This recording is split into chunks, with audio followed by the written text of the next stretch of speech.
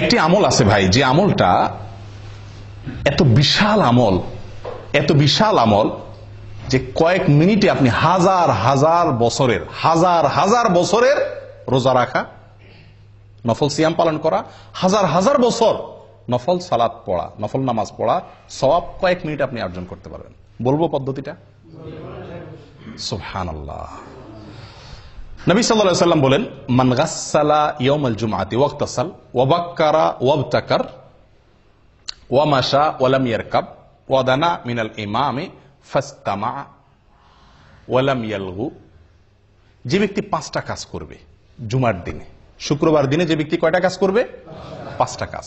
আসলে কাজ একটা, 5টা শর্ত পূরণ করে একটি কাজ করবে, সে ব্যক্তির জন্য আল্লাহ সুবহানাহু ওয়া তাআলা কি রাখছেন বিনিময়ে? ফালাহু কান আলাহু আজ আমালু সানাতিন, তার জন্য 1 বছর আমল করার সওয়াব আল্লাহ তাআলা দিবেন। কান আলাহু বিকুল্লি খতওয়াতিন, প্রতি পদে প্রতি কদমে 1 বছরের আমলের সওয়াব। 1 বছরের কি আমলের সওয়াব সেটাও হাদিসে বলা হয়েছে, সিয়ামুহা ওয়া কিয়ামুহা আও কামা ক্বাল। 1 বছর নফল সিয়াম রাখলে, 1 বছর নফল নামাজ পড়লে যে সওয়াব হবে, 1 বছর 365টা নফল রোজা, 1 বছর তো 365 রাখাও যায় না, এই 1 বছরের নফল রোজা এবং 1 বছরের নফল নামাজের সওয়াব পাওয়া যাবে প্রতি কদমে। জুমার দিনে আপনার বাসা থেকে মসজিদে আসতে কত কদম দূরত্ব আছে সেটা আপনি যদি ধরেন 100 কদম দূরত্ব থাকে, এরকম তো আমাদের সবার এর বেশি থাকে, বরং 100 কদম দূরত্ব থাকে, আর 100 কদম হেঁটে আপনি মসজিদে আসছেন, 5 শর্ত পূরণ করে আপনি মসজিদে আসছেন 100 কদম পূরণ করে, তাহলে ওই জুমার দিনে ওই কয়েক মিনিট যে আপনি হেঁটে আসলেন, তার বিনিময়ে আপনি 100 কদমের বিনিময়ে কত বছরের নফল রোজা সওয়াব পাইলেন? 100 কদমের বিনিময়ে 100 বছর, 100 বছর নফল রোজা, 100 বছর নফল সালাতের সওয়াব পাইলেন ওই কয়েক মিনিটে।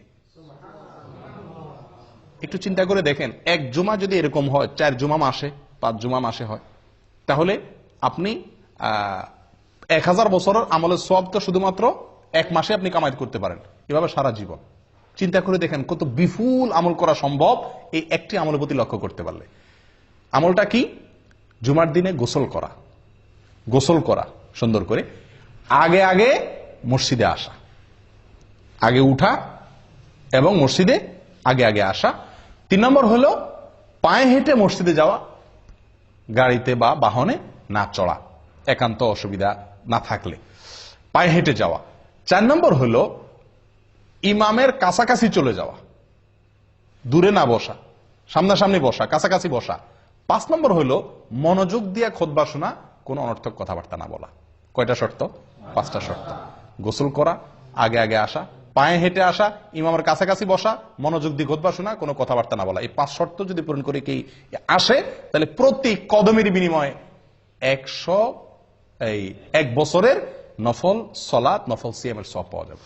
প্রিয় ভাইয়েরা, মুহাদ্দিসিন ইকরামরা বলেন, হাদিস বিশারদ অনেক উলামা ইকরাম বলেন, যত হাদিস আসছে সওয়াবের কথা, এটাতে সওয়াব, এটা অনেক হাদিস আসছে না, শত শত হাজার হাজার হাদিস বর্ণিত হয়েছে। এই হাজার হাজার হাদিসের ভিতরে একটি হাদিসে পাওয়া যায় না এত অতিরিক্ত বিপুল পরিমাণ সওয়াব সংগ্রহের সুযোগ আছে যেটা এই হাদিসের মধ্যে আছে। আমি কি বুঝাতে পারছি? কত বিশাল সুযোগ বলেন। আফসোসের বিষয়, শুক্রবারে আমাদের ডিউটি নাই, এই জন্য আমরা অনেকে ঘুম থেকে উঠি বরং আরো দেরিতে, ফজর ওই দিন বরং পড়াই হয় না মসজিদে অনেকের। আগে উঠতে হবে, আগে আসতে হবে, পায়ে হয়। 5টা শর্ত পূরণ করবেন, এই বিপুল সওয়াবের ভাগীদার হতে পারবেন। আল্লাহ তাআলা আমাদের সকলকে তৌফিক দান করেন। এই জন্য সাঈদ ইবনুল মুসাইয়্যিব, বিখ্যাত তাবেঈ, উনি বলেন, আমার কাছে নফল হজ করার চাইতে বেশি উত্তম শুক্রবারে আমল, এত বিপুল সওয়াব সংগ্রহ করা। কথা বুঝে আসছে? এই জন্য এই শুক্রবারের এই আমলটা খুব বেশি যত্নের সাথে করার চেষ্টা করি। আল্লাহ তাআলা সকলকে তৌফিক দান করেন। জাযাকুমুল্লাহ খাইর।